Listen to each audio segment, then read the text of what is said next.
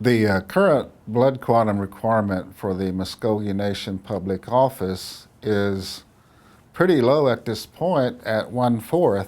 So the question in its current format requires more than a yes or no answer. There's a lot of things to consider here. I think sovereignty in its basic sense is defined by the right to be who you are, and a couple of other rights are your right to your own form of government and the right to determine who your citizens are.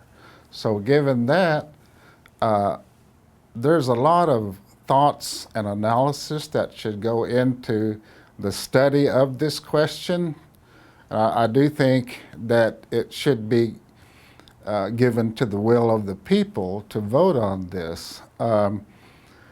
There seems to be some confusion or some perception that blood quantum is tied to culture and language, and it's really not. I know Muskogee are a sociocultural linguistic group. And given that kind of statement, how does blood quantum tie into at what level or culture are you, or do you speak your language? So, given these two trains of thought, blood quantum and culture, what is the purpose and why do we need to do this again at this point? I can see that a lot of citizens would like to run for the office of public office, but it used to be tribal leaders thought 7 generations ahead for anything that'll affect their tribe or their group of people. And so, in throughout the past historical period, we've kind of moved from people being defined as certain groups, even within a certain kind of linguistic tribe, into what we would probably call a political association now. So the tribe, in more ways than not, exists only as a political association. So is that the pathway that we want to continue on? So there's a lot of thought and analysis and projections and implications and so forth that needs to go into this question. So, but I do support that having the opportunity to be addressed by Creek people themselves. Financial transparency of investments.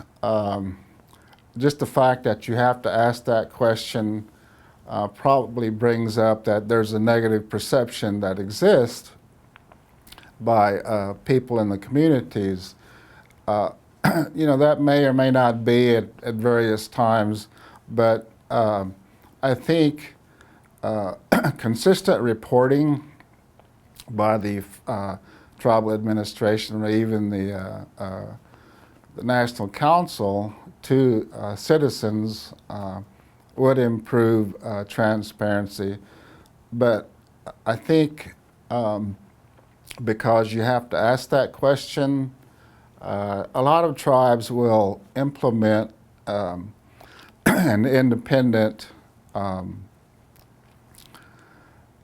group of budget and finance type of folks within their own government to serve as a link between tribal budget people and the National Council, or the tribal administration and the council. And that group would be independent and be able to resolve disputes on certain kind of issues regarding investments and what your return on them might be. So that's one way to look at how you might do this. Of course, I think it behooves everyone that anyone involved should know how to read budgets and know how that projections are made in order that the tribe is able to meet its bills and the services of the people and so forth. Communication with at-large citizens, as I understand it, and is we do offer them citizenship services, election board services, and other kinds of services in various places outside the jurisdiction of the Creek Nation. One time a year. I think 2 times a year would be better. I know they really appreciate it. Having been in that situation before, I know that they do really like having, it gives them more of a feeling of being connected with home, even though they don't live in the current jurisdiction. Another way is that I think our technology needs a lot of improvement.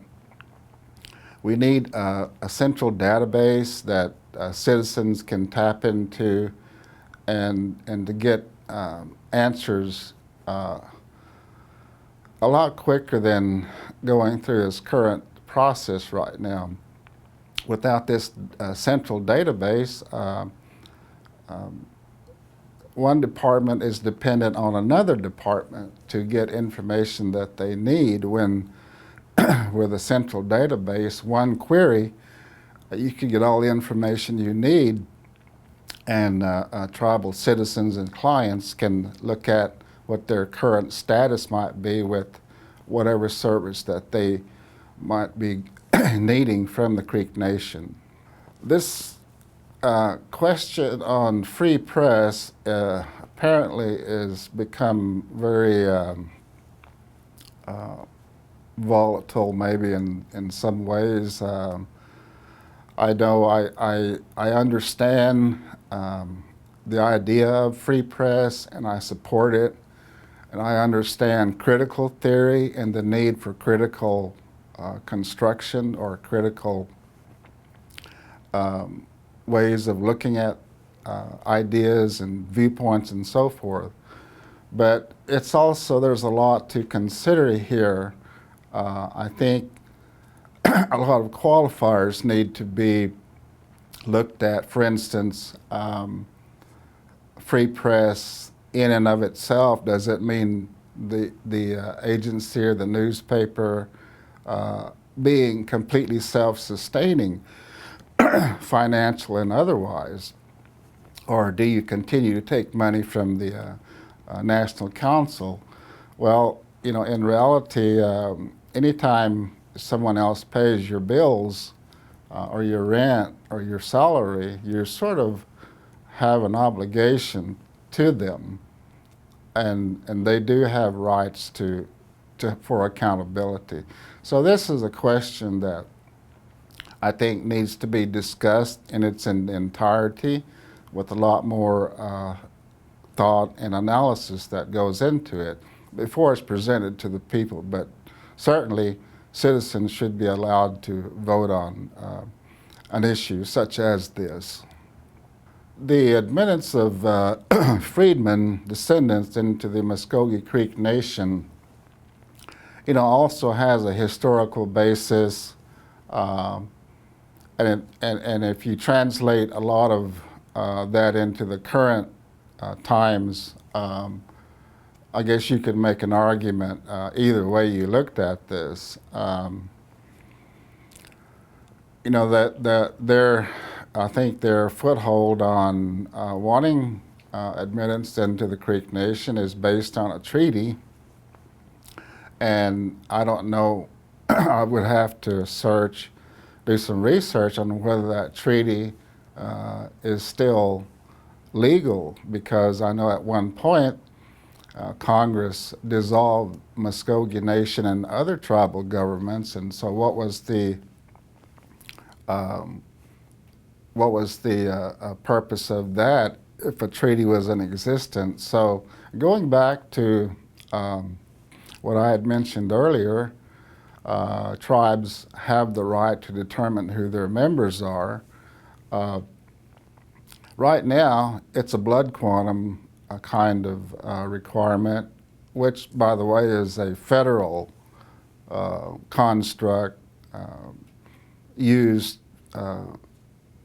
by tribes to admit their members.